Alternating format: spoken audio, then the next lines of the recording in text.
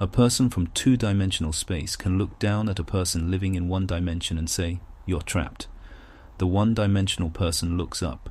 Their expression isn't anger and it isn't wounded pride. It's genuine confusion. Trapped, I'm moving just fine. Both of them are right, but they are not speaking from the same world. This is what Marcuse wrote in One-Dimensional Man.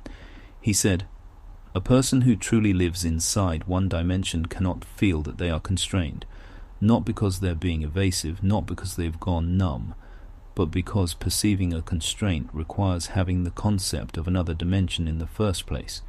You need to know what left is before you can want to go left. But if that direction has never existed in your world, you won't feel its absence. It simply never was." I stopped on that page for a long time. There was wind outside the window. I didn't move, because I suddenly realized I don't necessarily have the standing to look down at the person who says I'm moving just fine. How do I know I'm not him in some places? I thought I was reading this passage with two-dimensional eyes. But maybe in certain things, I too live in a room with only one direction, moving just fine. I write things, and after I send them out, I watch the numbers. This in itself isn't strange. You do something, and you want to know if it landed. That's just human. At first it was a quick glance, then it became waiting. Waiting through the first hour after posting. Waiting through the first day. Waiting to see if the algorithm would give it another push on day 3. When the numbers were good, something in my body would loosen, like someone had patted me on the shoulder and said, "Not bad." When the numbers were flat, that same something would quietly sink a little, trailing a vague unease. Was it not good enough? Was the timing wrong? Am I still so far from where I need to be? Once I wrote a piece. The numbers were average. I sat there and did a serious post-mortem. Was the angle off? Did the opening hook? Was it too convoluted? Was it too long? I was thorough about it.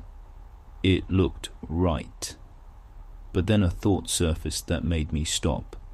When I wrote that piece, I had a feeling I rarely have. Not the feeling of sitting there squeezing words out, grinding toward a word count until it's technically done, but something else, something coming from the inside, and I was just following it.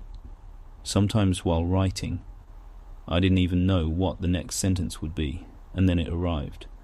When I finished and read it back, a quiet voice inside said, "Yes, not good. Yes," like there was something I actually wanted to say, and for once, I had barely touched the edge of it. That feeling and the number of likes are not the same category of thing, but in that moment, I used the number of likes to invalidate that feeling, and I didn't notice I was doing it. I thought I was being objective. What I was actually doing was measuring something with a ruler that can't measure it, and then concluding this thing isn't good enough. You can be shaken to your core, or you can be mildly amused. But in that system, these two things are completely equivalent. The same like, the same number, the same event.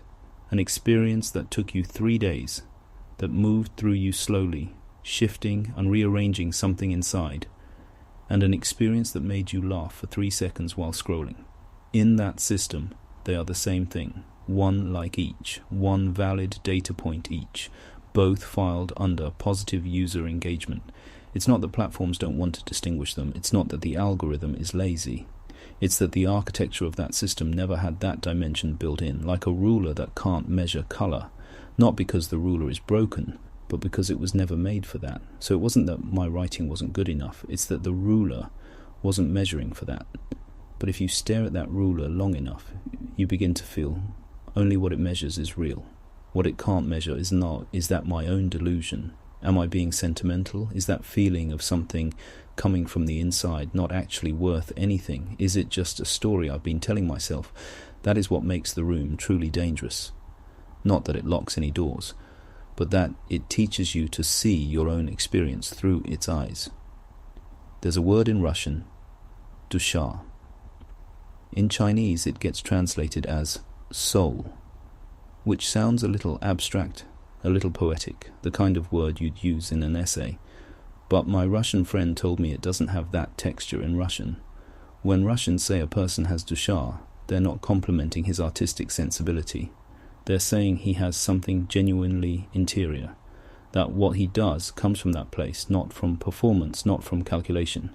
When they say a piece of music has du chat, they mean something in the music is actually alive, that you can feel a person in there, not just technique.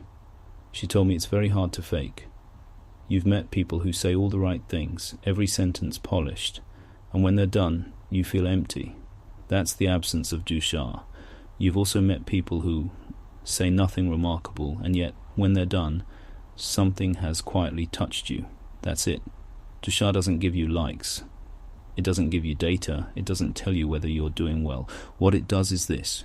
When you drift from it, quietly, stubbornly, somewhere in your body, something becomes uncomfortable, like a built-in compass that never speaks, but registers every time you go off course. It's proof that you haven't yet walked all the way into the one-dimensional room. It's proof that you still carry another dimension inside you, but it can be worn down, not gone in a single day, narrowed, little by little. So gradually you don't notice it changing. Every time you use data to measure the feeling of something coming from the inside, it narrows a little. Every time you ignore the not right and keep going, it goes a little quieter. Every time you ask, will people read this, instead of is this true, it retreats a little further. Press it down deep enough, long enough, and you begin to think the feeling was always vague, always unreliable, always just self-delusion. And then one day you find that whatever you do, it goes smoothly. The numbers are decent, but something isn't there anymore. You can't name what it is. You just notice, dimly, a kind of hollowness. By then you're moving just fine. You're standing in the one-dimensional room, and you don't feel like anything is missing. But that thing inside you that says not right, it's still there. When did you last hear it? You don't have to answer now, but it's worth stopping quietly and looking for it. If you can still find it, that means it's still there.